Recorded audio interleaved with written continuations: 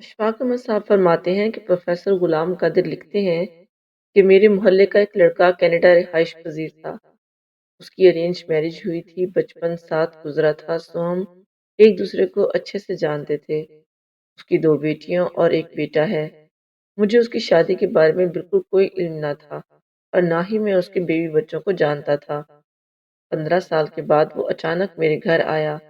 दरवाजे पर दस्तक हुई। सिक्योरिटी से मिलने के बाद कहने लगा, गुलाम कादिर साहब से मिलना है। रात के 11 बज रहे थे। वो मुझे देखते ही पहचान गया, लेकिन मैं उसको ना पहचान सका। खैर, जब कुछ कुर्बत हुई तो मैं उसको पहचान गया। इरफान साहब, आप आज अचानक गले लगाया। वो बिल्कुल बदल चुका था। सर के बाल झड़ चुके थे, गंजापन आ चुका था, चेहरे की रौनक जा चुकी थी, माथे पर बल नुमाया थे। मुझे देखकर बोला, गुलाम कादिर साहब, आप तो बिल्कुल नहीं बदले, जैसे 15 साल पहले थे वैसे ही हैं। मैं मुस्कुराया, नहीं जनाब, ऐसी बात नहीं है। सिर्फ ज़ाहिरी शक्ल नहीं बदली, बाकी दिल, एहसास, सोच, ख़यालात सब कुछ बदल चुका है। खैर, मैंने उसको बिठाया, चाय पिलाई। उसका लहजा कुछ धीमा होने लगा।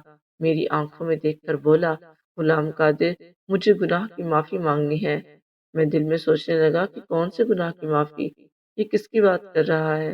मेरी समझ में कुछ नहीं आ रहा था। अचानक उसने दोबारा यही सवाल दोहराया तो मैं मुस्कुराया। इरफान साहब, कैसा गुनाह, आप क्या कह रहे हैं। इरफान अच्छा भला जवान मर्द था। चाय का कप साइड पे रखा, आंखों में आई नमी के साथ कहने लगा कि गुलाम कादिर, मेरी शादी एक बहुत प्यारी और पाकदामन लड़की से हुई थी। माँ बाप ने रिश्ता तय किया था। अब्बू तो थे नहीं, अम्मी को इनकार न कर सकता था, क्योंकि यतीम का दुख तुम समझ सकते हो। और हमारी माँ ने बाजारों में चने, नीमको, पापड़ वगैरह बेचकर मुझे जवान किया था, तो इनकार कर नहीं सकता था। रिश्ता हुआ, शादी हो गई। वो बहुत अच्छी शक्ल सूरत की मालिक थी, लेकिन हमारी सोच मुख्तलिफ थी। अक्सर औक़ात हमारे घर में छोटी छोटी बात पर नोक झोंक होती रहती थी। मैंने उसे लाख समझाया और उसने भी शायद मुझे, लेकिन हम दोनों पता नहीं क्यों एक दूसरे की बात को समझते नहीं थे। क्योंकि मैं कनाडा में रहता था और भी मजदूर दोस्त मेरे साथ रहते थे। उनके साथ रहते रहते मुझे दीगर मुतलस्सिया चीज़ों का इस्तेमाल भी करना पड़ता था। इसलिए शराब पीना मेरे लिए आम सी बात थी, लेकिन मेरी बीवी को सिगरेट और शराब से सख्त नफरत थी। 1 साल के बाद हमारे दरमियान बहुत झगड़े होने लगे। वक्त गुजरता गया, 2 बेटियां अल्लाह ने दी और वो फिर से हामला थी कि हमारा किसी बात पर झगड़ा हो गया। वो अपनी बात पर अड़ी रही और मैं अपनी जिद में अड़ा रहा। आखिरकार जब दोनों तरफ से कोई बात समझौते वाली ना हुई, तो मैं गुस्से और जल्दबाजी में आकर उसे तलाक देकर चला गया। मैं वापस न पलटा।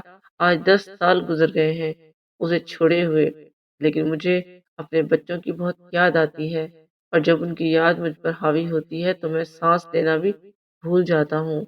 मुझे दुनिया की किसी चीज़ में सुकून नहीं मिलता, हत्ता कि पहले दोस्तों में बैठते ही रौनक आबाद हो जाया करती थी, लेकिन अब क्लब में नाच गाना या शराब वगैरह हो, उससे भी ज़रा भी तबीयत में फ़र्क नहीं पड़ता और दिल बोझल बोझल रहता है। मैं अंदर से बहुत टूट चुका हूँ। मैं ऐसा बदनसीब पेड़ हूँ जो अंदर से बिल्कुल खोखला हो चुका है, और मेरी जड़ें यानी मेरी औलाद मुझसे बहुत दूर है, जो कि मुझे सहारा देती और ये पेड़ दोबारा से फल फूल सकता और अपने बीवी बच्चों के लिए एक घना साया बन सकता। मेरे पास करोड़ों रुपए हैं, जायदाद है, लेकिन मेरा 2 बार बाईपास हो चुका है। शायद अब मेरे पास ज्यादा वक्त नहीं है। न जाने कब जिंदगी दगा दे जाए और सांसों की ये डोरी टूट जाए। वो रो रहा था। मेरा हाथ पकड़ लिया। गुलाम कादिर, मैं अपनी बीवी और अपने बच्चों को अपनाना चाहता हूँ। मुझे बहुत तेज बुखार था, मुझ में हिम्मत न थी, फिर भी उठा, उसके कंधे पर हाथ रखा और उसे हौसला सहारा दिया। इरफान, अल्लाह सब बेहतर करेगा, तुम उदास ना हो। वो बिलक बिलक कर रो रहा था। गुलाम कादिर, मेरे बच्चों का क्या कसूर था। भला मेरी अना, मेरे गरूर ने उनको न जाने कितने दर्द दिए होंगे। मैं अपनी बेटियों को सीने से लगाना चाहता हूँ। न जाने वो किस हाल में हैं, उनकी जिंदगी कैसे गुजर रही होगी। गुलाम कादिर, मुझे मेरी बीवी बच्चों के पास जाना है। मैं सब कुछ लौटा दूंगा। मैं उठा, उसे गले से लगाया, उसके आंसू साफ किए, उसे हौसला दिया और कहा, सब ठीक हो जाएगा, तुम परेशान मत हो। मुझे एक बात बताओ कि तुमने दूसरी शादी क्यों नहीं की, जबकि तुम एक मालदार आदमी बन चुके हो। तुम चाहते तो बेशक 2 शादियाँ भी कर सकते थे। वो कहने लगा, मुझे इस रिश्ते से नफ़रत सी हो गई थी। मुझे किसी औरत का यूँ साथ अच्छा ना लगता था, क्योंकि जब भी घर जाते झगड़े शुरू हो जाते, कभी ससुराल वालों के तो कभी मैके वालों के, और इख्तिलाफ़ात बढ़ जाते और मुझे ऐसा लगता था कि मेरी ज़िंदगी से सुकून नाम की हर चीज़ गायब हो जाएगी। लेकिन अब जब से मैं बीमार हुआ हूँ, मुझे ये एहसास होने लगा है कि हमसफ़र के बिना ज़िंदगी भी नहीं, और बच्चों का आँखों के सामने ना होना वो गुर्बत से भी बड़ी करीबी है। मैंने उसको तसल्ली दी, चूँकि मैं खुद बीमार था, उसे घर जाने का कहा, उसे यकीन दिलाया कल उसकी बीवी के पास ज़रूर जाएँगे। लेकिन ये बेचारा बच्चों से भी बढ़कर रो रहा था। उसको रोते देखकर मेरी आँखों में भी आँसू आ गए। अगले दिन फजर की नमाज़ अदा करके मैं फ़ारिग हुआ। बारिश बहुत हो रही थी। वो भीगा हुआ मेरे दरवाज़े में आ खड़ा हुआ। उसकी आँखें सुर्ख थीं और बहुत सूज चुकी थीं। यूँ लग रहा था वो रात भर सोया नहीं। मैं उसे देखकर बड़ा हैरान था कि इतनी तेज़ तूफ़ानी बारिश में ये आदमी आखिर कैसे आ गया? और जो हैरानकुन बात थी वो ये कि इंतहाई खुश और मुस्कुराते हुए आया। गुलाम कादिर, अब चलें? मैंने मुस्कुराते हुए उसको बैठ जाने का कहा। नाश्ता मंगवाया। दोनों ने नाश्ता किया। मुझे कुछ काम था एनजीओ का, वो ख़त्म किया। 9 बज रहे थे। वो मेरी तरफ देख रहा था। कभी मुझे, फिर सूरज को देखता था, तो कभी घड़ी की जानिब नज़र दौड़ाता। मैं उसकी बेचैनी समझ रहा था। वो अपनी कार लेकर आया था, मैं उसके साथ ही चल दिया। चूँकि इरफ़ान मेरा बचपन का दोस्त है, मैंने आज तक उसको इतना खुश कभी नहीं देखा। उसके चेहरे को देखकर ऐसा लग रहा था कि तमाम कायनात की खुशियाँ उसकी झोली में आ चुकी हों, और अपनी इसी खुशी को ज़ाहिर करते हुए बताने लगा, मेरी बड़ी बेटी का नाम शानज़े है। मुझे याद है उसकी प्यारी सी आँखें, उसे मैंने गोद में उठाया था। मेरी छोटी बेटी आरज़ू, नन्ही सी कली का रोना, हँसना मेरे कानों में है। उसकी आवाज़ काँप रही थी, आँसू बह रहे थे। फिर अचानक उदास लहजे में कहने लगा कि मैं जब से अपने बीवी बच्चों से दूर हुआ हूँ, मैं आज तक किसी की शक्ल नहीं भूला। उनके चेहरे गाहे-बगाहे मुख्तलिफ सूरतों में मेरे सामने आते रहते हैं और मुझे तड़पा जाते हैं। फिर मेरे सामने बार-बार हाथ जोड़ रहा था, गुलाम कादिर, मुझे मेरे बीवी बच्चों से मिलवा देना। मैं अपने बीवी बच्चों को मना लूँगा। मैं सोच में गुम था कि गुस्से में कैसे फैसले जुदा तो कर देते हैं, लेकिन वक़्त के साथ पछतावा भी ज़रूर रहता है। दिल में एक टीस ज़रूर उठती है। दुनिया का अमीर तरीन इंसान और हर नेमत रखने के बावजूद भी इंसान का आंगन सूना रहता है। उसे वो खुशी मैसर नहीं आती जिसकी उसे तलब होती है, क्योंकि अल्लाह पाक ने इन रिश्तों में इतनी कशिश, इतनी मोहब्बत, इसार रखा है कि इनके बगैर ज़िंदगी का खुशी से गुजरना हरगिज़ नामुमकिन है। फिर ज़ुबान पर ये अल्फाज आ जाते हैं कि काश जुदा ना हुए होते, थोड़ा सा झुक जाना क्या ही खूबसूरत अमल है। बातें करते-करते वक़्त का पता ही ना चला और हम एक गाँव में पहुँचे। उसने अपने ससुराल के घर के सामने गाड़ी रोकी। 10 साल बाद वो वहाँ लौटा था। ऐसी खुशी के साथ मुझे कहने लगा कि गुलाम कादिर, ये मेरी बीवी सज्जल का घर है। मैं उसकी खुशी देख के ये अंदाज़ा लगा सकता था कि ऐसा महसूस हो रहा था कि उसे दोबारा से नई ज़िंदगी मिल गई हो। उसके बेजान जिस्म में दोबारा से रूह फूँक दी गई हो। ये एहसासात इंतहाई अनमोल और कीमती थे, जिनसे मैं भी बहुत मुतासिर हुआ। फिर दरवाजे पर दस्तक दी। कुछ लम्हे बाद एक छोटा लड़का बाहर आया। हमको देखकर खामोश खड़ा रहा। मैंने कहा, अपने पापा को भेजो। वो आहिस्ता से बोला, पापा नहीं है, माँ है। दौड़ता हुआ घर में गया। इतने में एक औरत बाहर आई। वो इरफान को देखते ही पहचान गई थी। तुम यहाँ? वो औरत इरफान की बीवी सजल की भाभी थी।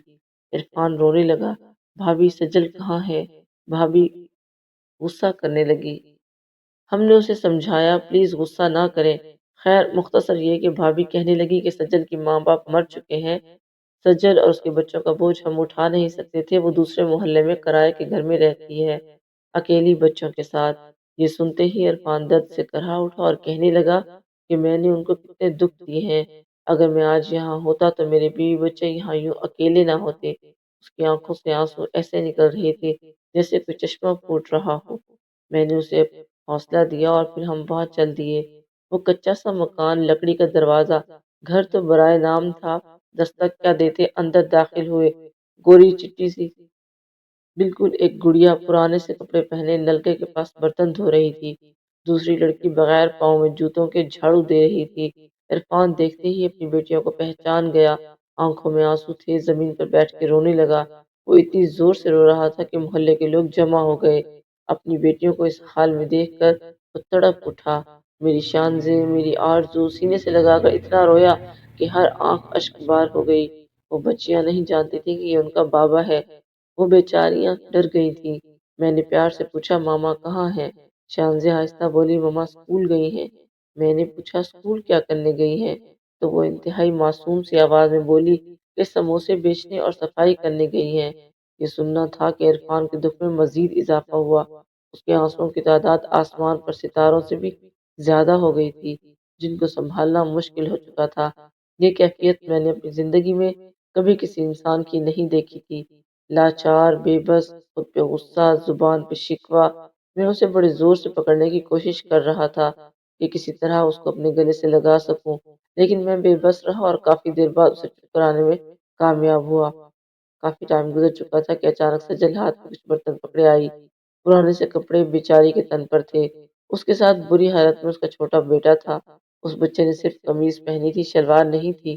اس نے جیسے ہی عرفان کو دیکھا وہ غصے سے چلانے لگی، کیا کرنے آئے ہو یہاں؟ ہمارے زخموں پر نمک چھڑکنے آئے ہو یا ہماری بے بسی کی غربت والی تصویر دیکھنے آئے ہو؟ چلے جاؤ یہاں سے۔ اس کی آواز کانپ رہی تھی۔ وہ اپنی بیٹیوں کو پکڑ کر عرفان کو کہنے لگی، میرے گھر سے نکل جاؤ۔ 10 سال بعد کیا کرنے آئے ہو؟ مر گئے ہو میرے لیے تم۔ اس کی آنکھیں بھیگ گئی تھی اور گاؤں کو کافی زیادہ ہجوم اکٹھا ہو گیا تھا، لیکن اکثر لوگوں کی آنکھیں نم تھیں۔ مجھے ایسے محسوس ہو رہا تھا کہ یہ گاؤں والوں کے ہی بیٹے اور بیٹی ہیں۔ عرفان سجل کے قدموں میں بیٹھ گیا تھا، پاؤں پکڑ لیے، سجل معاف کر دو مجھے، چل میرے ساتھ اپنے گھر۔ سجل نے انکار کر دیا، وہ کسی صورت بھی واپس نہیں جانا چاہتی تھی۔ عرفان رو رہا تھا، سب لوگ دیکھ رہے تھے۔ میں آگے بڑھا، سائڈ پہ لے گیا، سجل کے سامنے ہاتھ جوڑے رکھے سمجھانے کے لیے اسے بتایا، عرفان بیمار ہے، وہ موت سے لڑ رہا ہے، وہ زندگی کی بازی ہار رہا ہے۔ مانا اس سے غلطی ہوئی تھی، مانا اس نے ظلم کیا، لیکن یہ بھی تو دیکھو اسے اپنی غلطی کا احساس ہو گیا ہے، وہ کس قدر تڑپ رہا ہے۔ گاؤں کے چند بوڑھے بزرگ اور بوڑھی عورتیں بھی آگے بڑھیں، انہوں نے بھی اسے سمجھانے کی کوشش کی۔ میں نے سجل کو کہا، آپ اس کے چہرے کی جانب دیکھو ذرا، وہ کتنا تھک چکا ہے، وہ ہار چکا ہے۔ جانتی ہو کیا، وہ ساری رات نہ سویا تھا، نہ کھایا تھا پیا تھا، وہ ساری رات میرے گھر کے باہر کھڑا رہا کہ کل تم سے ملے گا، بچوں سے ملے گا۔ سجل دیکھو وہ کتنا بے بس ہے، آج وہ اپنے ہی زخموں سے چور چور ہے۔ اگر تم نے بھی اسے سہارا نہ دیا تو یہ جیتے جی مر جائے گا۔ مان لیا کہ اس نے تم پر زیادتی ظلم کیا، لیکن اگر آج تم بھی اس کے ساتھ ظلم اور زیادتی کرو گی اور تم میں اور اس میں کیا فرق رہ جائے گا؟ تم دونوں ہی مجرم ٹھہرو گے، دنیا میں بھی اور آخرت میں بھی۔ خدا رہا ہوش کے ناخن لو۔ آج وہ اپنی ضد انا سب کچھ ہار کر تمہاری دہلیز پر چل کے آیا ہے۔ آج سے پہلے 10 سال اس کی انا نے بیٹیوں کی خوشیاں چھین لی، اب تمہاری انا بچا کچا سب کچھ ختم کر دے گی۔ تم دونوں اپنی ضد میں اپنے بچوں کو کیوں بن مانگی موت مار رہے ہو؟ شاید سجل کو احساس ہو گیا تھا، وہ تو جیسے نہ جانے کب سے منتظر تھی عرفان کے آنے کی۔ وہ عرفان کے سینے سے لگ گئی، بیٹیوں کو گلے لگا کر کبھی ہاتھ چومتا، کبھی چہرہ، تینوں بچوں کو سینے سے لگا لیا۔ قصہ مختصر یہ کہ آخر سجل کا ہاتھ پکڑا کار میں بٹھایا جانے لگا۔ وہ اپنی خوشی میں بھول گیا تھا کہ غلام قادر بھی ساتھ آیا تھا۔ میں مسکرا رہا تھا، شکر ہے میرے اللہ، تم نے ان کو سمجھ عطا کی اور ایک کر دیا۔ کار تھوڑی دور گئی، پھر رکی، واپس آئے۔ عرفان جلدی سے اتر کر آیا، غلام قادر بھائی، میں آپ کو بھول گیا تھا۔ میں نے عرفان کے کندھے پر ہاتھ رکھا، عرفان جاؤ اپنے بیوی بچوں کے ساتھ زندگی گزارو۔ وہ لاکھوں دعائیں دے رہا تھا، سب بہت خوش تھے۔ بچے بابا کار کو دیکھ رہے تھے، کبھی ان کے بابا کی طرف دیکھتے۔ اشفاق احمد صاحب فرماتے ہیں کہ غلام قادر کی بات سمجھو، میرے معاشرے کے لوگوں، میں تم لوگوں کے لیے کھلی کتابیں چھوڑ کر جا رہا ہوں، نصیحتیں کر رہا ہوں، میں سچی باتیں آپ کے دل کو صدقہ کر رہا ہوں۔ پلیز غلام قادر کی کہی ہر بات کو دل میں بسا لو کہ نہ زندگی سدا ہے، نہ انا باقی رہے گی۔ اور میرے تمام ان دوستوں سے گزارش ہے کہ جو حقیقت میں دوست کہلاتے ہیں، وہ ایک دوسرے کے مشکل وقت میں اس کا سہارا بنتے ہیں۔ حقیقی دوست وہی ہے جس کو اپنے دوست کے حالات کا پتہ ہو۔ یہ نہ ہو کہ آپ دن میں 4 روٹیاں کھاتے ہیں اور مرغا آپ کے دسترخوان کی زینت بنا ہوا ہے، لیکن آپ کا دوست دال کھانے سے بھی قاصر ہے۔ تو خدا را یہ دوستی نہیں، ٹائم پاس ہے۔ اگر اس دن غلام قادر کوئی بہانہ بنا لیتا کہ حقیقت میں ہی اسے کوئی کام ہوتا تو وہ عرفان کے ساتھ اس کے بیوی بچوں کے پاس نہ آتا، اسے حوصلہ نہ دیتا، تو یہ گھر دوبارہ سے کبھی بھی آباد نہ ہوتا۔ اپنی مصروفیات میں سے اپنے دوستوں کے لیے، اپنے رشتے داروں کے لیے، اجڑے ہوئے گھروں کے لیے، بکھرے ہوئے لوگوں کو سنبھالنے کے لیے، ٹوٹے دلوں کو جوڑنے کے لیے، ناراض رشتے داروں میں صلح کروانے کے لیے ٹائم نکالیے۔ اللہ تعالیٰ آپ کی زندگی میں سے، آپ کے بیوی بچوں کی زندگی میں سے برا وقت، پریشانیاں، مصیبتیں، آنے والے دنیاوی اور آخروی عذاب سے آپ کو نجات دے گا۔ اشفاق احمد صاحب ریڈیو پاکستان میں یہ واقعہ بیان کرتے ہوئے اپنی کانپتی آواز میں کہتے ہیں کہ میں تمہارے سامنے ہاتھ جوڑتا ہوں، آپ اپنی زندگی میں سینکڑوں، ہزاروں، لاکھوں کی میں بات نہیں کرتا، لیکن کسی ایک انسان کی زندگی کو ضرور سنواریں۔ اللہ تعالیٰ آپ کے لیے آسانیاں پیدا فرمائے اور آسانیاں بانٹنے کا شرف